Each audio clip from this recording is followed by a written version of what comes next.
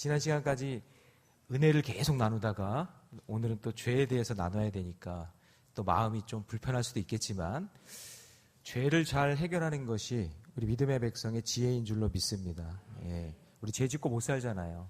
그러니까 죄에 대해서 내가 어느 정도 죄인인지 그리고 죄를 또 어떻게 처리해야 되는지 그것에 대한 지혜를 얻는 귀한 시간 되시기를 바랍니다.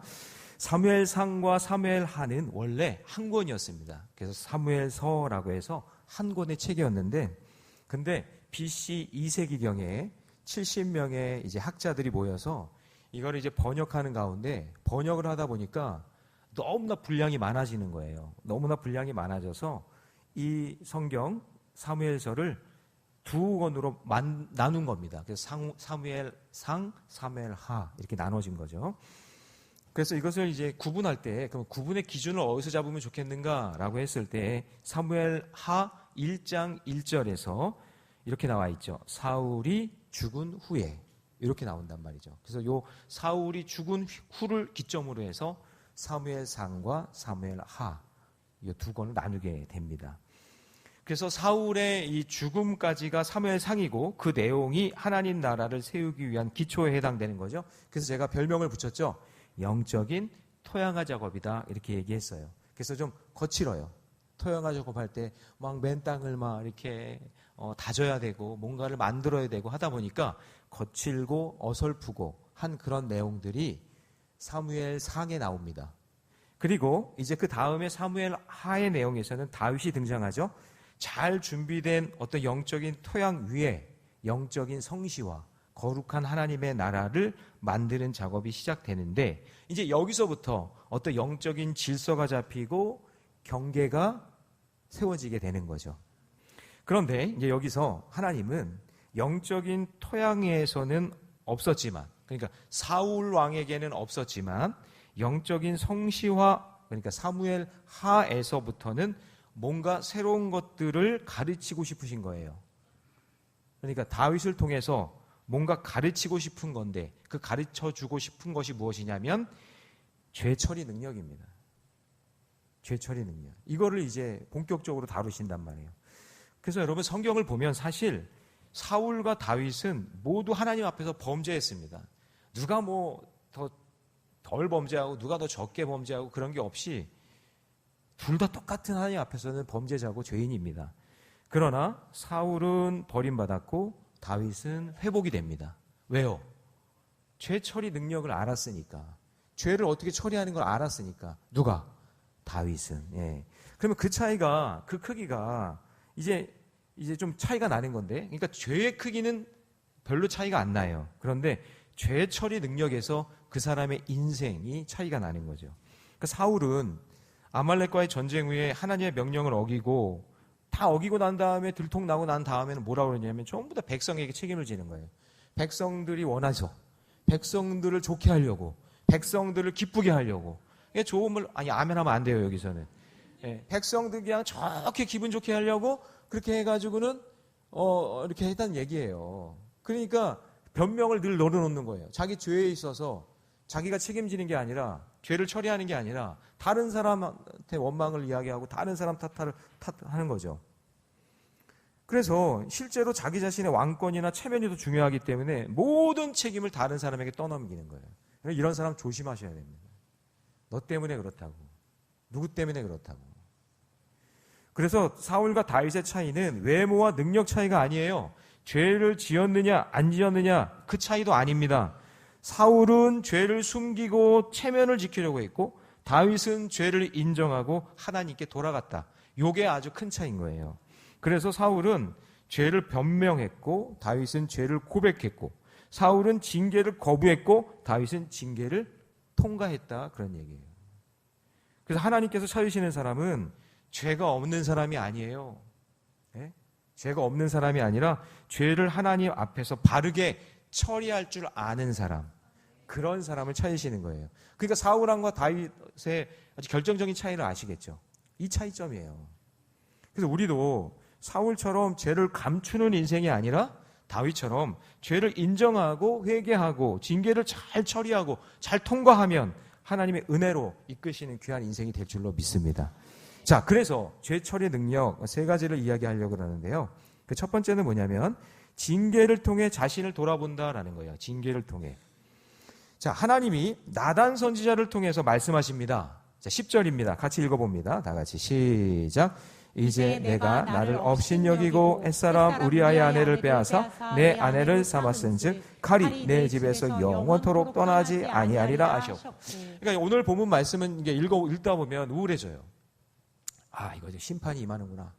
아, 불편하다. 이런 느낌이 든단 말이죠. 근데 여기 10절에서 제일 먼저 언급하는 게 뭐냐면 이제 네가 나를 업신여겼다는 거예요. 이 업신여겼다는 게 히브리 말로 마자라고 하는데요. 이게 교만해져서 하나님을 무시하는 거예요. 하늘 높은지 모르고 왕이 됐는데 막 뭐 정치적, 경제적, 종교적 통일을 다 이루고 나니까 꼭대기에 올라가니까 서서히 교만해지면서 나 이거 잘해. 이제 나는 뭐 왕이야. 이러면서 하나님을 무시하는 거죠. 그래서 업신여겼다는 그 의미의 핵심은 교만이고 하나님을 업신여긴 겁니다. 그러니까 다윗의 범죄는 단순한 실수가 아니라 그러니까 범죄에 초점을 맞추지 말고 그리고 뭔가 거기에 대한 징벌에 대한 징계에 대한 거기다 초점을 맞추지 말고 지금 다윗은 하나님이 제일 싫어하는 교만함과 그리고 하나님을 무시하는 상황까지 온 거예요. 여기에 초점을 맞춰야 되는 거예요. 결국 하나님은 나단 선지자를 통해서 다윗의 범죄를 깨닫게 하시는데 바로 직고하면 다윗이 막 부인하거나 숨거나 아니면 흥분할 수 있으니까 이소무화 같은 이야기를 하잖아요. 어떤 집에 가난한 집에 어린 새끼 양이 있는데 근데 그 새끼 양을 뺏어다가 부자가 말이죠.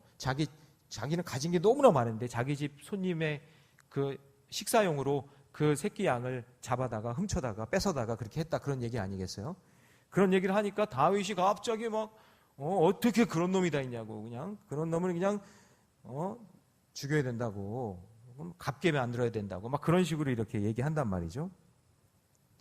자, 여기서 마음의 문을 열고 그 말씀의 의미, 그 이야기의 의미를 깨닫고 돌이켜야 되는데 가만히 있다가 나단이 뭐라고 그러죠? 그 사람이 바로 너야 그렇게 얘기한단 말이에요. 근데 그 말에 충격을 딱 받고 거기서 꼬꾸라지기 시작하는 거죠. 그 이야기잖아요. 앞부분이. 그러니까 선지자들이 설득하는 방법이 다 다양해요. 나단 선지자는 뭐 이런 스타일로 하겠지만 우리 지난 시간에 우리 에스라 봤을 때 에스라는 어떻게 하죠?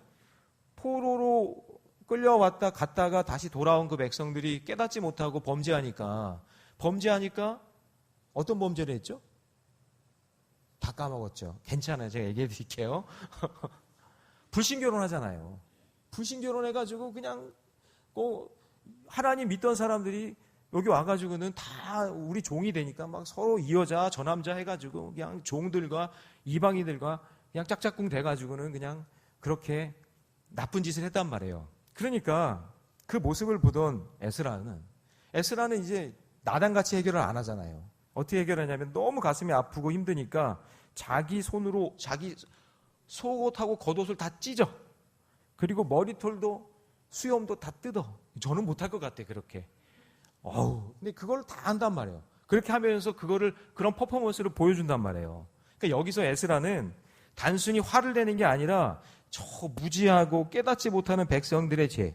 그러니까 지금 거기서 70년 동안 살다가 오니까 하나님의 뜻은 뭐 모르고 말씀도 모르고 뭐가 뭔지 아무것도 모르니까 죄가 죄인지 모르니까 그런 백성들에게 아무리 징계를 얘기해봤자 소용없잖아요. 그러니까 자기가 스스로 옷을 찢고 막 속옷까지 찢고 머리털을 뽑고 수염도 뽑으면서 야, 이게 하나님 말씀 어기게 되면 이렇게 되는 거야. 이렇게 괴로운 거야. 라는 걸 보여준단 말이죠.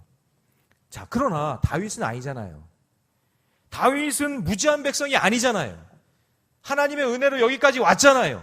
하나님 말씀 순종하며 살았다고 그렇게 고백한 사람이잖아요. 근데 하나님이 세운 이스라엘의 왕이고 대표하는 그 왕이 갑자기 무너지기 시작하는 거예요. 그 죄값을 그러니까 직접 치러야 된다 그런 얘기예요. 무지하고 모르면 내가라도 그렇게 받아가지고 알려주면 되는데 다윗은 그게 아니잖아요. 이스라엘의 대표잖아요. 왕이잖아요. 지금까지 하나님 은혜로 우리 어제 지난주까지 은혜 얘기하면서 여기까지 왔는데 근데 갑자기 교만에 빠져가지고 말이죠. 잃어버리니까 여기서는 직접 그 죄값을 치러야 되는 거예요. 그래서 여러분, 우리 신앙생활 오래 하신 분들, 그리고 교회 리더들, 그리고 뭔가 이끌어가는 분들이요, 더 영적으로 기도하셔야 되고 더 깨어 있으셔야 돼요. 11절 말씀 같이 있습니다. 11절 시작. 여호와께서 또 이와 같이 이르시기를 보라, 내가 너와 내 집에 재앙을 일으키고 내가 내 눈에서 내 아내를 빼앗아 내 이웃에게 주리니 그 사람들이 내 아내와 더불어 백주에 동침하리라. 그래서 여러분, 이 말씀이 그대로 이루어지거든요. 그러니까 오늘 일부 예배 때 말씀이 그냥 그런 말씀이었는데, 큰아들 암놈과 다말 사이에 성폭행 사건이 일어난단 말이에요. 있어서는 안 될 일이. 근데 여러분, 이게 지금 그런 가정의 문제가 일어날 거라고 벌써 다 하나님께서 말씀해 주신 거고. 그러니까 이 다말의 친오빠가 누구냐면 압살롬이거든요. 다윗의 셋째 아들. 그러니까 이 암놈이 그런 이름도 이상해. 암놈, 압살롬. 이상하잖아요. 이런 짓을 하고 나니까 그게 처리가 안 되니까 너무 화가 나서 자기가 잔치를 벌여놓고는 그 암놈을 그냥 칼로 무참하게 죽여버린다고. 큰아들을 그냥 장자를 죽인 거예요. 그리고 난 다음에 어떻게 하냐면, 그가 화가 안 풀리니까, 그래도 이게 화가 안 풀리니까 아버지 왕에게 대들어가지고 쿠데타를 일으키고 아버지의 후궁들을요, 대낮에, 백주 대낮에 사람들이 다 보는 데서 그 후궁들을 범합니다. 이런 모습을 보이는 거예요. 여러분, 저는 이렇게 보면 사울 왕보다 다윗이 더 안 됐어요. 안 됐어. 아니, 백주 대낮인데 자기 자녀들이 죽고 그렇게 이상한 짓을 당하고. 자, 근데 다윗을 향한 하나님의 심판, 이 심판을 우리가 여기서 잘 해석하셔야 돼요. 여기서는 다윗은 사울 왕에게 대해서는 이런 회개 과정이 없이 그냥 망했어요. 가문이 망해요. 근데 하나님은 이런 징계를 통해서라도 다윗을 포기하지 아니하시고, 가장 높은 자리에 올라간 다윗이 하나님을 업신여기는 그 죄에게 대해서 지금 이 다윗을 통해서 계속 그 왕가를 이루어 가셔야 하기 때문에 이 다윗을 향한 특단의 조치를 하나님이 취하시는 거예요. 사랑하기 때문에. 실제로 다윗은 이 혹독한 징벌을 통과하면서 애통하며 회개하는 모습을 시편에 고백해 놨어요. 시편에 보면 그런 고백이 절절하게 나와 있어요.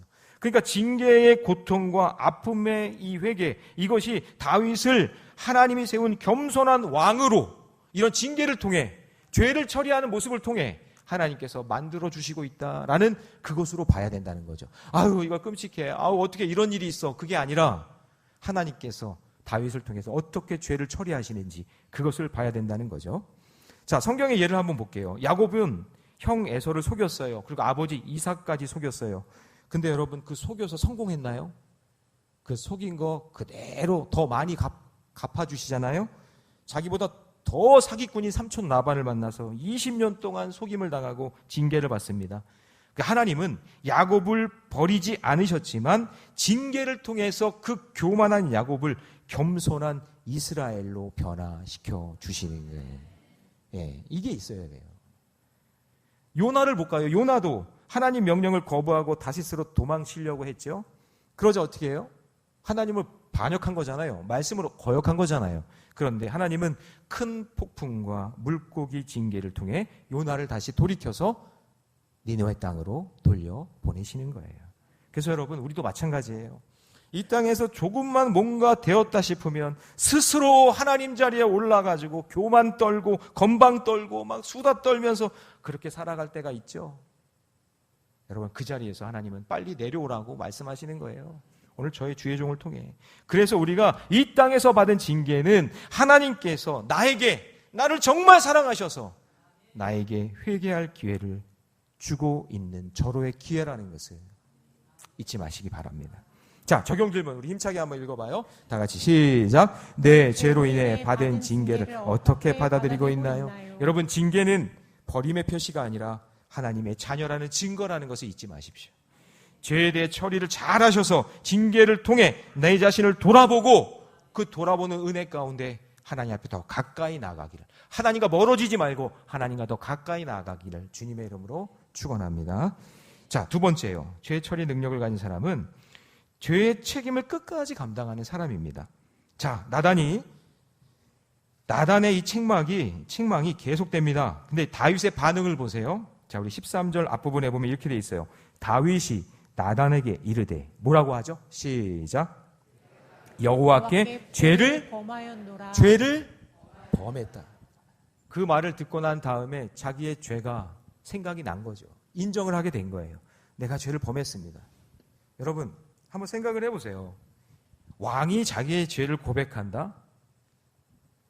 여러분, 이게 우리가 생각할 때는 뭐 그렇겠다 생각을 하겠지만, 다윗은 그 어떤 변명도 하지 않고 사울처럼 누구 탓하지도 않고, 다윗이 이 고백이 다 들통난 자의 고백처럼 내가 여호와께 죄를 범하였노라. 다 같이 해봅니다. 시작. 내가 여호와께 죄를 범하였노라. 이렇게 솔직하게 얘기했단 말이에요. 그러자 중심을 보신 하나님께서 나단을 통해 이렇게 말씀하십니다. 자, 그 13절 뒷부분에 파란색 다시 있습니다. 시작. 여호와께서도 당신의 죄를 사하셨나니 당신이 죽지 아니하리니. 그러니까 진정성 있는 죄 고백 후에 하나님의 죄 사함이 임하는 거예요. 이 부분에 있어서 죄를 고백했다고 너무 쉽게 용서해 주시는 건 아니냐, 이거 너무 빠르지 않냐, 이렇게 생각하는 분들도 있겠지만, 여러분, 자기 죄를 고백하는 것이 결코 쉬운 일이 아닙니다. 여러분, 가끔 언론에 보도되는 내용 보면 보세요. 증거가 뻔히 나오고 녹취가 있고 영상이 다 나오고 주변 사람들이 다 증언하는데도, 다 들통났는데도 막 비싼 변호사 사가지고는 끝까지 자기 죄를 부인하려고 그러잖아요. 인정을 안 하려고 해요. 죄 고백이 쉽다고요? 너무 쉽게 이렇게 넘어가는 것 같다고요? 여러분, 그걸 절대 그렇지 않습니다. 쉬운 일이 아니에요.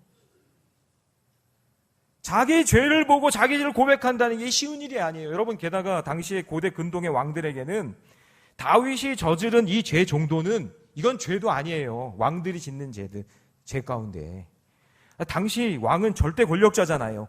왕이 마음에 드는 여인 취하는 거? 아니, 지금은 죄죠. 지금은 죄지만 왕은 뭐 그런 게 뭐가 문제가 되겠어요. 신하를 전쟁터에 나가서 죽게 만든 거? 그게 뭐 그 당시에 큰 죄겠어요. 정적을 제거하는 것도 주변 나라에서 흔히 볼 수 있는 일이에요.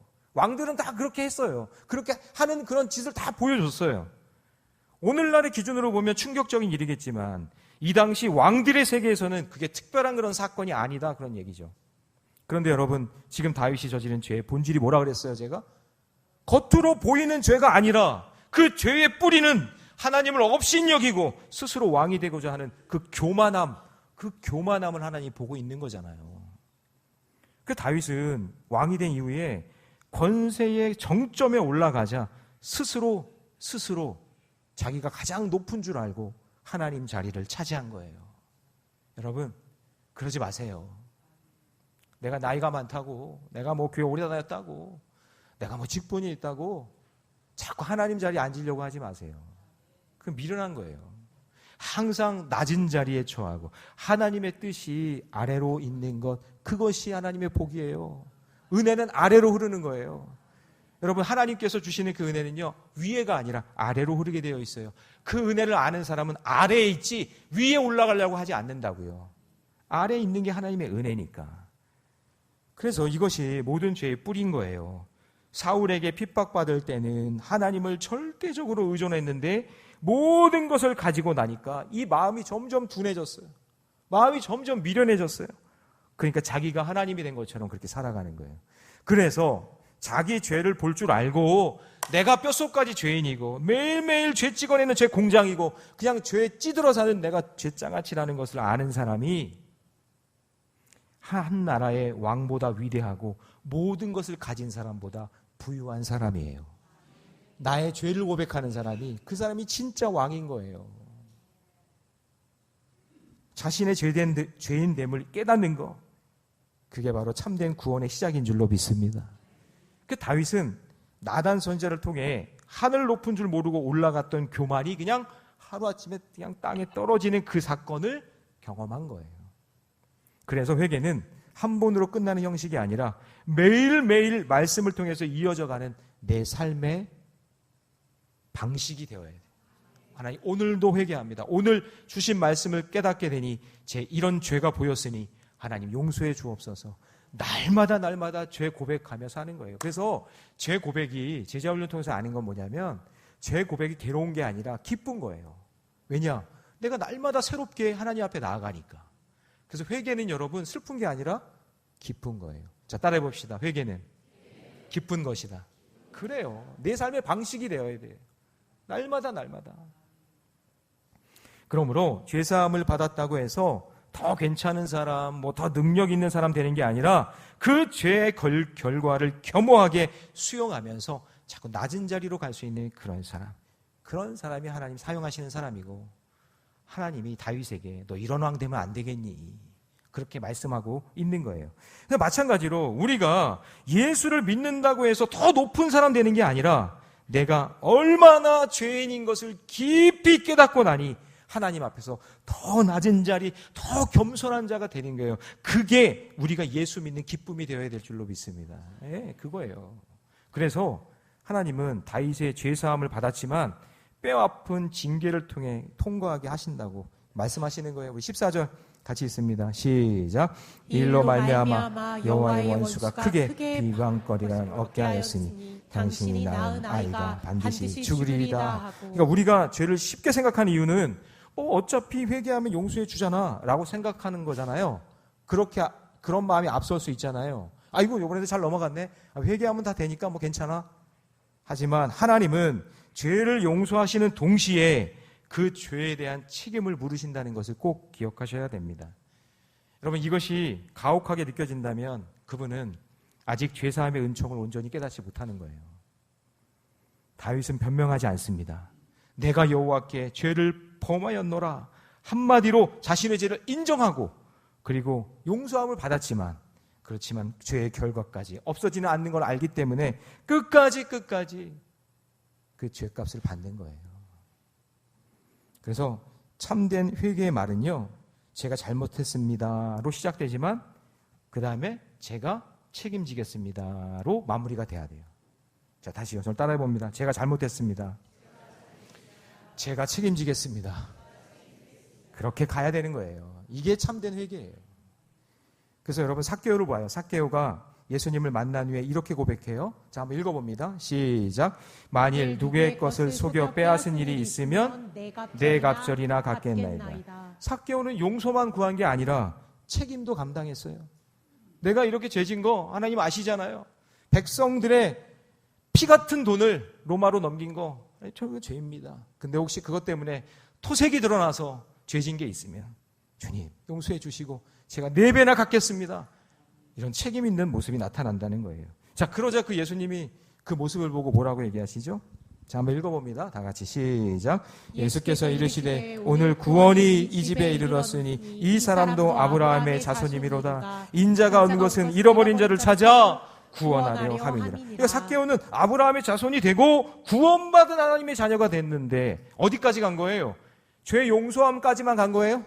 아니요. 죄에 대한 책임까지 갔기 때문에 그렇게 구원을 받는 거예요. 따라서 성경이 말하는 참된 회개는 죄 인정하십시오. 그리고 회개한 후에 책임을 감당하는 거예요. 거기까지 가야 크리스찬들의 모습, 아름다운 구원받은 자의 모습이 나타나게 될 줄 믿습니다.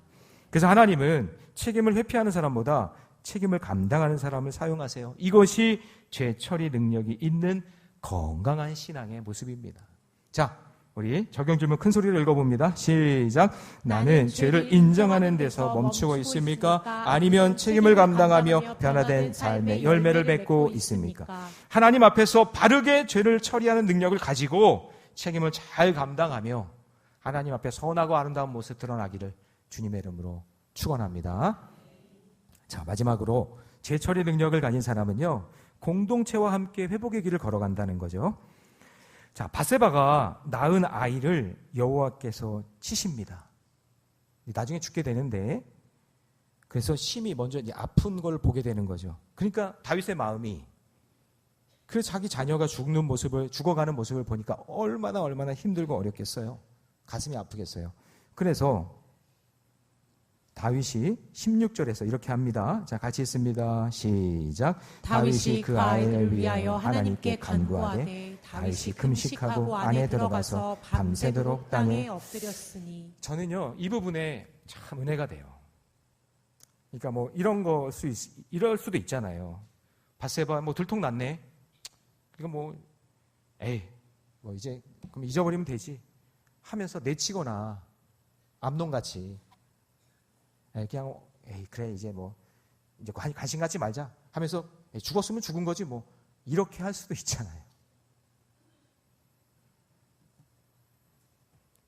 이 아이를 위해 다윗이 보세요. 왕인데 자기의 그 죄가 드러나고 하나님의 마음을 알게 되니까 하나님께 간구하고 금식하면서 밤새도록 땅에 엎드려 기도해요.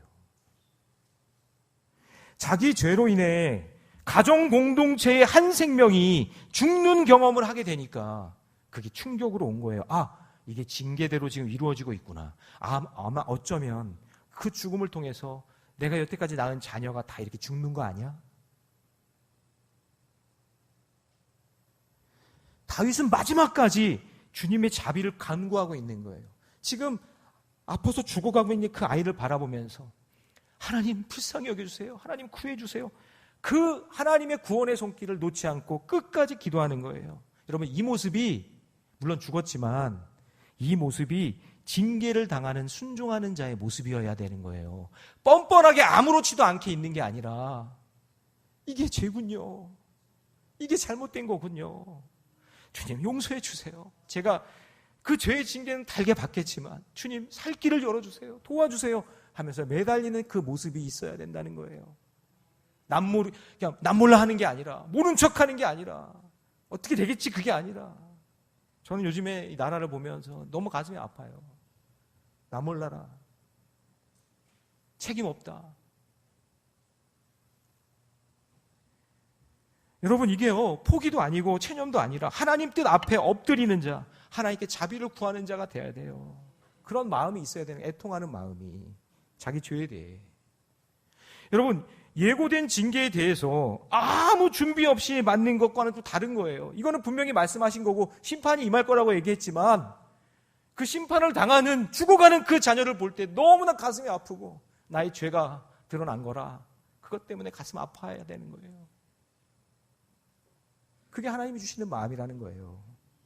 나단이 미리 경고를 해 주었기 때문에 다윗은 그 징계를 하나님의 뜻으로 알고 그리고 그래 그런가 보다 하고 넘어갈 수도 있지만 그러나 다윗에는 그 한 생명에 대한 애통하는 마음이 있어서 하나님 앞에 참여하는 마음으로 주께 나아가는 거예요. 자, 그러자 다윗의 자녀의 죽음에 대해 애통하는 모습을 보고 곁에 있던 사람들이 그게 전해진 거예요. 다윗 왕이 그렇게 슬퍼하고 애통하니까 그 마음이 전해졌어요. 17절 같이 읽습니다. 다 같이 시작.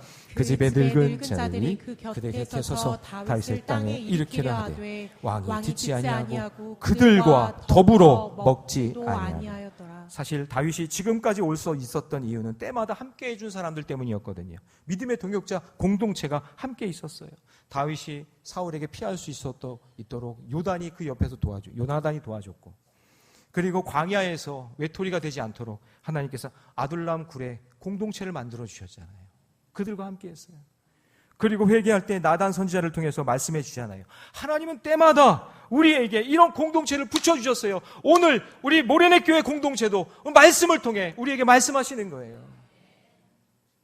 우리 모두 다 죄인이잖아요. 다윗보다 나아요 우리가. 그 죄인된 우리에게 오늘도 이 공동체 안에서 하나님은 말씀하고 있는 거예요. 그래서 공동체가 있는 게 복된 거예요. 여러분, 새가족 여러분 빨리 등록하세요. 등록하세요. 공동체 안에서, 소그룹 안에서 함께 예배드리고 하나님 말씀을 나누고 그들과 위로를 받는 것이 이게 여러분 은혜예요. 이게 복이에요. 복이에요. 함께 죄를 고백하고 함께 하나님 앞에 엎드릴 수 있는 믿음의 공동체, 그것이 바로 나를 살리는 은혜의 통로가 되는 줄 믿습니다. 다윗은 병든 아이를 위해 금식하고 기도했습니다. 그리고 신하들도 함께 그 공동체가 함께 눈물로 기도했습니다. 죄는 개인적인 일이지만 그 영향은 항상 공동체 전체에 미친다는 것을 여러분 꼭 기억하셔야 됩니다. 그래서 회복도 혼자만의 문제가 아니에요. 하나님은 공동체를 통해 모든 사람들이 함께 회복하기를 원하시는 거예요. 여러분, 넘어진 사람이 있으면 외면하지 마세요. 비웃거나 비난하지 마시고, 그렇게 되는 공동체는 병든 공동체예요. 근데 여러분, 넘어진 사람이 있으면 붙들어주고 세워주는 공동체가 건강한 공동체인 줄로 믿습니다. 예수님은 베드로가 3번 부인했어도 베드로를 미워하지 않으셨어요. 찾아가 주셔서 만나 주셨어요. 죄를 처리해 주시고 다시 사명을 맡겨주셨어요. 그래서 초대교회를 일으키고 베드로가 설교할 때마다 3,000명, 5,000명씩 회개하지 않아요. 그런 놀라운 역사의 주인공이 되는 거예요. 초대교회에서 여러분, 사울이 예수 믿는 사람 잡으러 죽이러 다닐 때 아무도 사울에게 가까이 가지 않았어요. 근데 사울이 예수님 만나고 난 다음에 그를 도우라고 아나니아와 바나바를 붙여주잖아요. 처음에는 아나니아가 싫어가지고 저 사울 너무나 싫은 애인데 왜 저한테 가라고 하십니까? 라고 얘기했지만 아나니아와 바나바가 갔기 때문에 사울이 이름이 뭐로 바뀌어요? 바울로 바뀌어서 온 유럽 땅을 변화시키는 그런 주인공으로 하나님께서 사용하시잖아요. 그래서 사람의 본능 중에 하나는 죄를 지으면 본능적으로 숨으려고 하잖아요. 그래서 공동체에서 벗어나려고 하는 거예요. 그러니까 뭔가 지금 공동체 안에 병들어 있으면 자꾸 여기서 벗어나려고 하는 게 모습이 보이는 거란 말이죠. 여러분 보세요. 아담과 하와도 범죄한 후에 하나님을 피해 숨어요.